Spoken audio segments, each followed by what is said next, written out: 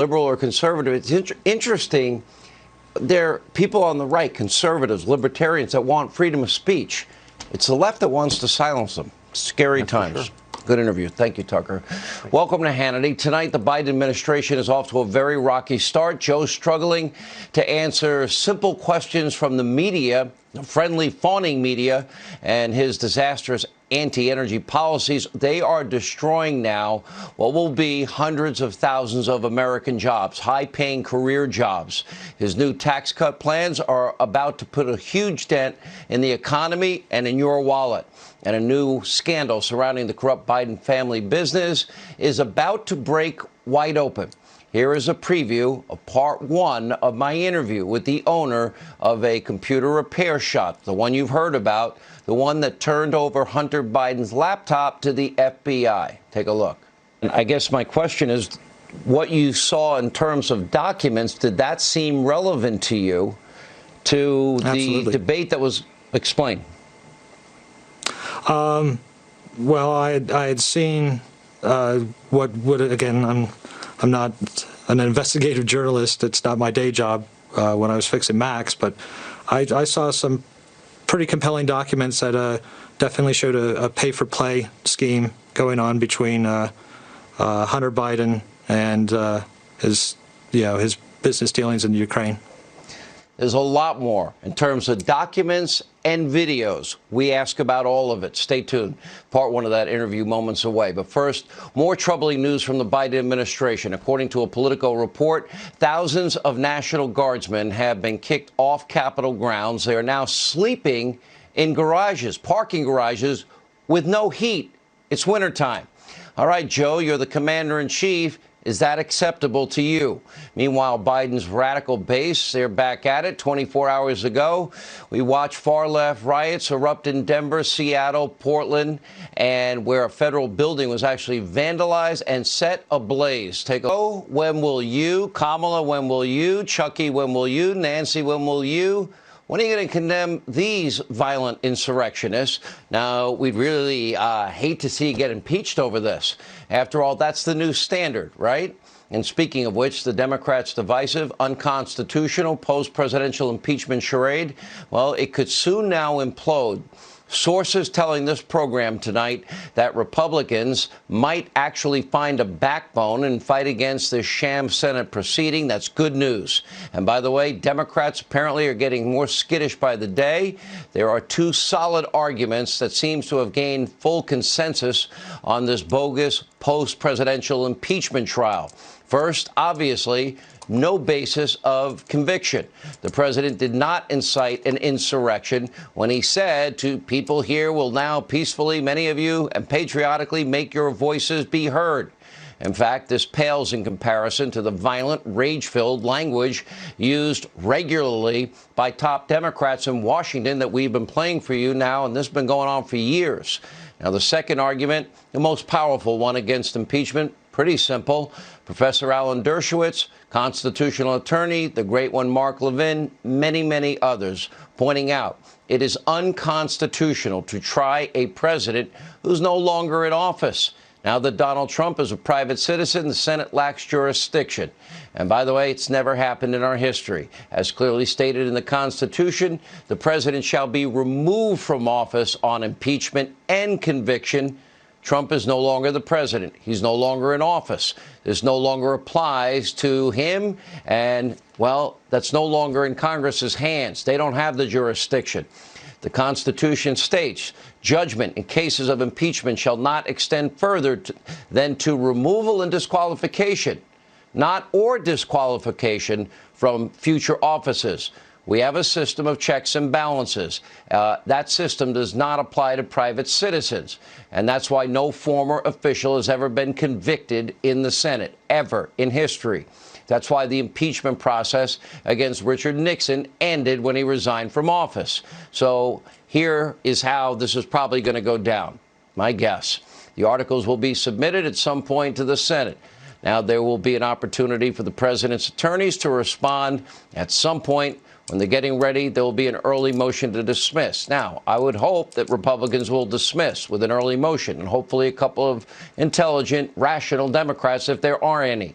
If there are not enough votes, yes, the Senate trial would be conducted. The former president will be acquitted, and he will be eligible to run again if he chooses. At this point, a Senate trial serves absolutely no purpose but to inflame the tensions of this country. It's the swamp theater, and it's at its worst.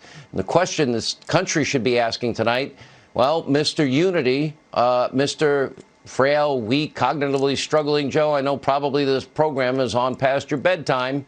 Maybe you will consider standing up to the radicalism in your own party and put an end to the charade right now. In other words, throw meaning behind the lectures of unity that you were throwing out yesterday. I doubt that'll happen. Joe and his fellow Democrats don't seem to care about unity. All they want is revenge. 4 years, never-ending, attack, and they didn't care or give a flip about what this did to the country. They now want to send a message to 75 million Trump voters who they despise. They think they're all racist and sexist and Nazis and domestic terrorists and insurrectionists. No, conservatives are not. But don't worry, America, the barely functioning career politician in the Oval Office, likely in the residence at this hour, knows what's best for you. And by the way, today was Joe Biden's first full day on the job, and he's already begging for a break. Apparently, only one serious question from a reporter was a little too much for him to handle. Yep, the new president gave us his first official, come on, man, you a junkie? Remember that? Take a look. Mr. President, you said you put the goal at 100 million vaccines. Thank you, guys. Is that high enough? Shouldn't you set the bar higher? That's basically where the U.S. is right now. When I announced it, you all said it's not possible. Come on, give me a break, man. Come on, you guys. Good start. 100 million. Thank you. Common phrase. Come on, give me a break, man. Come on, man. You a junkie? That was the only question Biden took, and of course he had no answer. After months of blaming President Trump for each and every COVID death, the Biden administration's bold new coronavirus plan is basically continue the course laid out by Donald Trump. By the way, former Secretary of Health and Human Services Azar said, yeah, we already had the whole plan down for 100 million doses. That's already happened. Anyway, after all, multiple vaccines have already been developed in record time. That was Operation Warp Speed Donald Trump. A massive distribution plan is already in place. Governors need to get up to speed, especially Democratic governors. Nearly 500,000 people each day are getting the vaccine.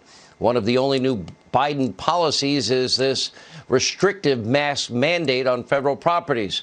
I wonder if it'll apply to illegal immigrants. Doubtful. Shortly after implementing this mandate, Biden took a trip to the Lincoln Memorial, where he posed for pictures. He didn't have a mask on. His own mandate. Earlier today, our own Peter Doocy asked Biden Press Secretary Jen Psaki about the double standard. Needless to say, she wasn't prepared to answer one mildly tough question from a serious member of the press. And by the way, Jen, you might want to learn his name. We'll help you. We'll remind you every day. His name is Peter Doocy. He'll probably be one of the few people in the room that you'll hate answering questions for every day. He'll do his job. Others will not. Take a look. Why weren't President Biden and all members of the Biden family masked at all times on federal lands last night if he signed an executive order that mandates masks on federal lands at all times? At the inaugural... At the Lincoln Memorial, yes. I think, Steve, he was celebrating an evening of a historic day in our country. Was that a good example for people who are watching who might not pay attention normally? Well, Steve, I think the power of his example is also the message he sends by signing 25 executive orders, including almost half of them related to COVID. Jen, his name is Peter. His father's name is Steve. His name is Peter. I think you can remember that. Anyway, she wasn't the only person struggling to answer basic questions at a Senate hearing. Biden's nominee for Secretary of Transportation, remember Pete Buttigieg, the mayor, small town, South Bend, didn't seem to know what would happen to the workers who will already losing their jobs because of Biden's new restrictions on oil and gas. You know, the cancellation of the Keystone XL pipeline project. How would you feel tonight, by the way, if you worked on that project, your family members worked on that project? Take a look at this. So for those workers, the answer is somebody else will get a job? The answer is that we are very eager to see those workers continue to be employed in good-paying union jobs, even if they might be different ones. We don't care. To add insult to injury, Mayor Pete's floating a brand new federal gas tax hike in the midst of what? An economic crisis caused by COVID-19. The Buttigieg-Biden message is follows. Drop dead for all you care about. You're counting on low energy prices to pay your bills? Pretty much drop dead. If you're worried about the cost to fill your car, you can pretty much drop dead too. If you're worried about, well, your ability to heat up your home, we don't care. Our new green socialist agenda literally is more important than your ability to keep your job, to pay less for gas and less for heating, and put food on your table. That's pretty much what he said. Environmental extremism is on top of everything. Now, they need to be accepted in the warm embrace, of course, of the global community's obsession with climate change and this radical Green New Socialist deal, redistribution of the wealth. Make no mistake, they're not going to tolerate any kind of dissent. That's why Senator Ted Cruz is fast becoming enemy number one. Why? He dared to say, like Democrats gone by, question whether or not we could use an audit to bring back confidence in our election process. Take a look. Cruz and Hawley are enemies of this country, that they are encouraging insurrections, violence. People died at the Capitol. Yes, Ted Cruz is an enemy right now of this country. I don't take it back. Ted is just one of the members of the Sedition Caucus from the week of the 6th. What they are asking in this new Jim Crow caucus they have developed is to eliminate those votes, to take those votes out of the pool, to give those states to Donald Trump by disqualifying tens of millions of African-American votes. Enemy, Sedition Caucus. By the way, that was a never Trumper. Joyless. We know all about her radicalism. Now, to the credit of Democratic Senator Dianne Feinstein, she's actually defending freedom and defending Senator Cruz and Senator Josh Hawley and their electoral challenge. She told the San Francisco Chronicle, quote, "I think the Senate is a place of freedom. And people come here to speak their piece, and they provide a kind of leadership. It's an important place to have this kind of dialogue." Wow, good for Senator Feinstein, given that Senator Feinstein is pretty much the only Democrat liberal open to debate and freedom of speech. What does that say about the rest of the Democratic Socialist Party? Well, anyone else in her party want to join in? Maybe it's time for Democrats to do a little self-reflection. The party of freedom, liberty, freedom of speech, now becoming the party of conservatives and the Republican Party. Not the Democrats, not their allies in the mob, in the media, not their allies in big tech. And sadly, they got their wish. They now control the White House and the Senate and the House, all of the government. And I fear this radical left-wing agenda, it's only going to get worse. We'll monitor it every day and night right here. Joining us now, Fox News contributor, former Speaker of the House, Newt Gingrich. Mr. Speaker, well, let's first get your reaction to, well, Ted Cruz. Ted Cruz is a patriot. Ted Cruz dared to ask for a 10-day audit. Now, they weren't going to win that battle, but he explained why he thought it was important for the 83% Gallup polled Republicans that think that the integrity of the election was in question. That's not my poll. That's the poll of the Gallup. And or you're an enemy or, of course, seditious caucus. Your thoughts? Well, look, I think you're seeing the hysteria of the Biden system because it's not really about Biden himself. It's this entire team around him who are radicals who believe if they could exterminate the Republicans, that would be one way to get to unity. As a New York Times columnist wrote this morning, you know, if Biden really wanted unity, he could start by lynching Vice President Pence. It just gives you a sense of the ferocity and the anger and the hatred that underlies the modern left. And I think Cruz showed enormous courage, but he always has. I mean, he's been, whether you like him or dislike him, he is a very smart, very courageous guy who stood for what he believed in.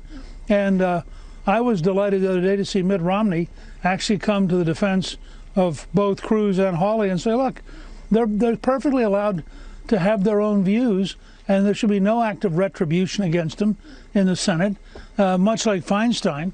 And I think as people think about it, there's going to be a real reaction to the idea that you should start having a lynch mob going around on the Senate floor, picking out the people it wants to destroy. You know, I'm watching all this unfold, and I'm watching, you know, the country, and I'm concerned.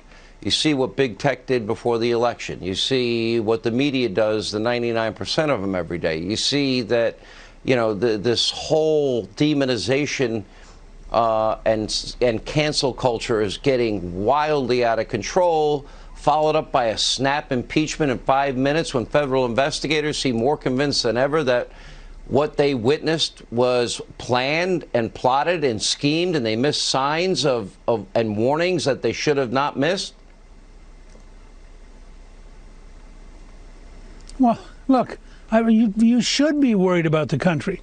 You know, when President Biden in his inaugural starts talking about extremism and manages to not mention Antifa, I actually thought this morning that Seattle and Portland and Denver may have been Antifa's response to having their feelings hurt, because they think they've earned the right to be considered a terrorist extremist group, and the fact that the left refuses.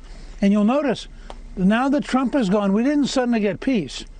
You had Antifa out there saying that they despise Joe Biden, they hate Joe Biden, they don't regard him as legitimate. So I think that people should be worried about America. We are under greater stress right now than any time since the pre-Civil War period, and the stress is very real. And you saw it, you know, I just did a newsletter at Gingrich 360 drawing a distinction between the Biden inaugural and the Biden inauguration day, because during the inauguration day, he methodically went out and began hunting down and destroying the Trump legacy. But during the inaugural, he was this nice, pleasant unity, bring us all together, which literally within 2 hours he destroyed by his own activities. And I think that anybody who cares about America should be worried. This is not an irrational thing. Yeah. Let me go. You remember, you knew Bill Clinton well. You were speaker during that time. And it became a known phrase, a sister soldier moment. Biden now, the entire Democratic Party has gone so far radical socialist left, I don't think Biden's capable of standing up to his radical base. Do you? Yeah, I mean, I think you have to think in terms of the Biden machine, not Biden personally. You know, Biden didn't personally sit down and draft 17 executive orders, but radicals on his staff did. And in some ways, I thought the most telling was their decision. Think about this. On the very day he's sworn in as president, he signs an executive order to destroy the 1776 Commission. And all of our viewers tonight ought to ask themselves, what is there about this 1776 Commission that made it such a big deal that Biden went out of his way to destroy it on his first day in office? And the answer is, it is a pro-American, pro-history, pro-factual commission, which threatens the very essence of the modern left and all of their 1619 project and all of their lies about the makeup of America. So what you have is a president smiled, pleasant. I thought it was a great speech. I thought it had all the right tone. But I also knew that if Eisenhower had given that speech, he would have meant it. When Biden gives that speech, it's just the pleasant cover below which there's methodically trying to destroy conservatism. One last question. It seems my sources telling me tonight that the appetite from both the Democratic side, Republican side on this trial in the Senate, number one, Democratic senators feel it is going to end up blowing up in their faces. They're afraid of it. That would mean they're going to go along with a snap impeachment and a rush to judgment in the House, and the belief among Republicans that we can't validate that process. And by the way, what they're trying to do is unconstitutional. We won't be a part of that either. Thoughts? Look, let me just offer a piece of practical advice from somebody who spent a lot of time in elections. 74 million people voted for Donald J. Trump, more than for George W. Bush, more than for Ronald Reagan. 74 million people. Now, if you want to destroy the Republican Party, right? And you want to destroy the Republican Party, throw away our chances in 22 and 24. Just go along with this totally phony, totally dishonest effort. But I would urge every Republican of every background, for the sake of your party, do not allow this to come up, and put maximum pressure on the Democratic senators in swing states to not allow this to come up. It's a charade, and it's very dangerous historically. Not only for the sake of your party, for the sake of the country, for the sake of our Constitution. Mr. Speaker, by the way, I know this isn't as fun as being in Italy, but we're glad to have you back. And thank you for, and you and your wife. We're glad to be back home. I never got over there. I wanted to go visit. I'll tell Thank Callista. you. All right, coming up, Senator Lindsey Graham will join us more on the Democrats' divisive, pointless, unconstitutional post-presidency impeachment shift show, and my exclusive interview, part one tonight. John Paul Mac Isaac is moments away, and what we are now learning tonight about the contents of Hunter Biden's laptop will create shockwaves across D.C. Part one tonight, straight ahead. Now, Democrats, along with weak establishment Republicans, are apparently still barreling ahead with their unconstitutional post-presidency impeachment sham trial, because Nancy Pelosi is saying she will send the one article over to the Senate a few days ahead of what will reportedly be a trial sometime in February. Now, my sources tell me tonight there is real trepidation that now has emerged on both sides of the aisle. Democrats, as I was saying earlier, they know that while that would appease their radical left-wing base and the squad that really runs the Democratic Party, the vast majority of Americans will see this as nothing but a cheap, divisive political ploy. It will backfire. Most Republicans, they want no part of this latest shift show either. They see this snap impeachment for what it is. And by the way, they don't want to validate the impetuous actions of the House. They also see what is an unconstitutional post-presidency action. They don't have jurisdiction. Federal investigators are more convinced, by the way, that this was not a spontaneous act inspired by the president's words. Again, many of you will peacefully and patriotically march to the Capitol so your voices may be heard. In fact, investigators believe more and more that a lot of planning and a lot of organization and a lot of intelligence and signs was missed. As I've been saying, we need the equivalent of a 9/11 style commission report. This could never happen again in our country. Needs to be done sooner than later. Now, all the while, fake unity preaching Biden, he continues to remain silent. Yesterday said he's going to go out and unite the country, be president for all. Well, he's breaking a big promise there, and that's the one he made yesterday. It was maybe the only, if you even want to call it memorable moment, memorable only that he kept repeating it. Clearly, the radical socialist squad controls the entire Democratic Party. And what's the matter, Joe? Too afraid to stand up to the extremists in your own party? It appears so. The GOP needs to not validate the House's snap impeachment. Tonight, I can report they're leaning very heavily against, and they do not want to participate in what they see universally as an unconstitutional action. Now, at that point, if summary judgment should be brought up immediately, there should be an immediate dismissal. And by the way, that should be the Republican Party's answer. It's that simple. But I guess you really can't count on Mitt Romney, Murkowski, Ben Sass. Now, the last thing the Republican Party needs would be a fractured party, as the Speaker just mentioned. Republicans need to know if the choice between being a weak establishment swamp Republican and Republicanism versus the America First, Make America Great agenda. I have news for Washington right now. Most Republicans and all conservatives, they will choose America first. So will I. Here with reaction, South Carolina Senator Lindsey Graham.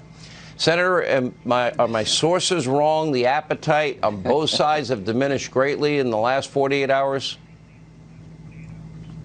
Boy, your sources are dead right. I'm in the body, so it's a pretty good summary you've given us here. The second impeachment of Donald Trump is not wearing well over time. Democrats are in a box. They started this thing in the House. They impeached the President of the United States in Nancy Pelosi's house in less than 50 hours from bringing it up to conclusion. without a lawyer. Not one witness was called. I had a great meeting with Senator McConnell today. I think every Republican sees the House process as an affront to the presidency and due process. So what's going to happen? If she delivers the articles to us, they'll have to be disposed of under the process of the Senate. If we could get 51 senators to dismiss, it's all over. There's more than a handful of Democrats praying that Joe Biden will get on the phone and call Schumer and say it's over, because they understand this is going to blow up in their face politically. I've never felt better about the Republican Senate conference being united behind the idea that what the House did was wrong in terms of process, and I think we're going to have an overwhelming Republican vote that this second impeachment of Donald Trump is unconstitutional. I like the plan that Senator McConnell has come up with. We'll see where it goes. Let's talk about it, because if Senate Republicans, if they validate a snap impeachment, the precedent now is set. And there will be a time when there's going to be a one-week impeachment without any investigation into any facts and no defense whatsoever for Democratic presidents. That's how this is all going to end. We'll be dealing with impeachment after impeachment after impeachment. Yes. Then you have the whole issue. Yes. Every constitutional lawyer that I respect, there are some on the other side, it's never happened in history, but they all say the same thing. No, you can't do it post-presidency. Thoughts? Well, number one, Richard Nixon resigned from office. He would have been a prime candidate to try this out, but they didn't go down that road then. Senator McConnell basically told the Republican conference exactly what you just said. He was offended by the process in the House. It was basically an anger reaction. It was a taking the process and throwing it over, getting a result, damn the process. That's not going to happen in the United States Senate. I think more and more Republicans, I'll be surprised if we don't have near a unanimous belief that impeaching a president after they leave office is unconstitutional on the Republican side. And I think we'll pick up at least one Democrat, maybe more. So tonight I want to tell your viewers that people listen to your program, that Senator McConnell's come up with a plan that I think is good for the country, good for the Senate, fair to the president. The president has a very good legal team, a great legal team, and we're going to fight like hell to make sure that the second impeachment of Donald Trump ends as quickly as possible, either dismissed or with an overwhelming vote for acquittal.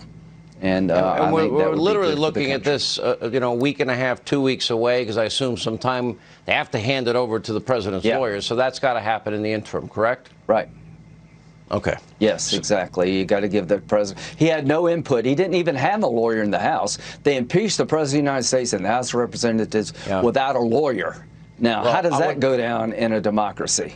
I would like maybe we can get we need to make sure this never happens again. Now, investigators believe more and more that there were real people that really planned, and we missed it, and we didn't prepare for this. That can't happen. Yeah.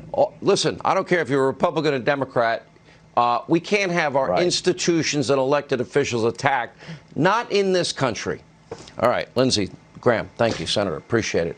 Coming up, you're not going to want to miss this interview. I have an exclusive interview with computer repair shop owner, the one that turned over zero experience Hunter Biden laptop to the FBI. Wait till you hear some of these details. Part one first, and then Dan Bongino reacts straight ahead.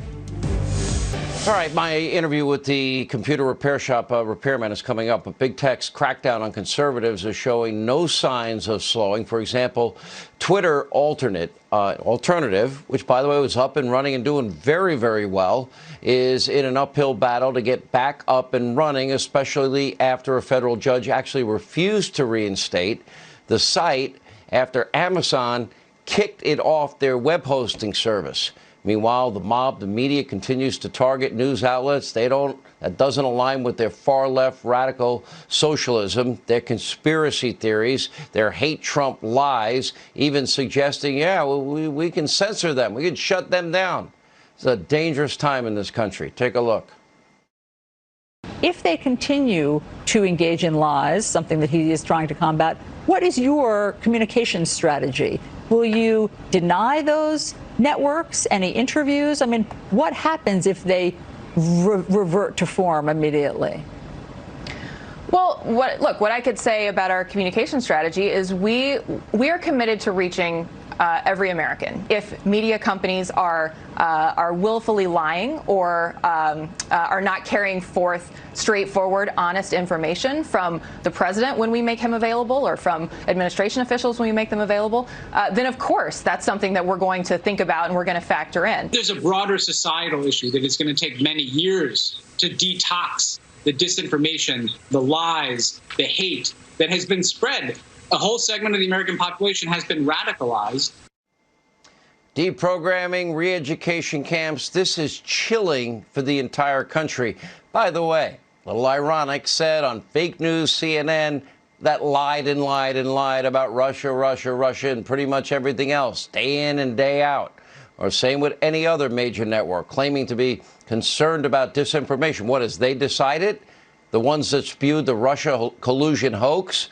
The one that went along with the fake, phony, Hillary bought and paid for Russian disinformation steal dossier? Here was reaction. Fox News contributor Dan Bongino. You know, and you have a small little tiny piece of parlor. And I talked to some of the guys you work with. They're great guys. And now I see they're attacking you every way imaginable. Is the FBI now investigating you? It's on Drudge tonight. Yeah, I mean, Sean, is this even America anymore? I don't even, like I said, I haven't had I talk to you sometimes kind of offline and stuff, but I haven't had a sound good night's sleep in probably 3 weeks now. Listen, I know liberals probably, because they love to inflict pain and, they're totalitarian imposts. They love to destroy people. They probably enjoy that. They're probably laughing, I can imagine right now. But I wake up every morning and I don't even look for good news. I just look for less bad news. We had a representative today, Carolyn Maloney, who is the chair of a very powerful committee. A congressional representative suggests to the FBI director that he investigate Parler. Did you hear the reasons why? Tell me we still live in America after this one, please, or a free America. This is the leftist America, which they want to turn into a Marxist superstate. But they wanted us investigated because one of our executives' wives happened to be born outside of the country. Now, I know you're waiting for a punchline. No, that's it. So let me get this straight. I'm not waiting for a punchline. I want to find a cry room and say this can't happen in our country. That actually happened. And by the way, her family, the executive's wife's family, happens to be Muslim and lives in a region outside of Russia and is dirt poor. Actually, one of my partners sent me a picture of the outhouse outside their house. So the Democrat slimeball total loser Maloney decides she wants the FBI to investigate our company because the executive married a woman whose family is really, really poor and happens to reside in Russia. She presents no evidence whatsoever. Isn't that xenophobic and Islamophobic? I thought the left told us that. And their second reason is even more hilarious. Because after they got us, the left, deplatformed from just about every company in the United States, we had to go to a multinational company to protect our website from being hacked. So they want the FBI to investigate us. And you know what? After the FBI's ridiculous performance in the Spygate hoax, I wouldn't be surprised if Christopher Wray himself is knocking on my door next week. I'm not even joking. If him or his agents were there next week, I'll report it on. I would not be surprised at all. I could see them knocking on the door. Hey, we heard one of your executives married a woman born outside of the United States. Okay, you have anything else? No, that's all we need. You guys are conservatives. We're allowed to investigate you guys. It's pathetic. This country's dead as a doornail, and liberals killed it. It's pathetic. If you think you live in a free country, you're probably a liberal or someone in the media. Silence, shut down, cancel, and harass. We'll continue, Dan, to follow it. I'm sorry. This can't happen in our country. Next, my exclusive interview with the computer repair shop owner. You know, the one that had Hunter Biden's laptop, the one that big tech protected you from reading before the election. Part 1 next.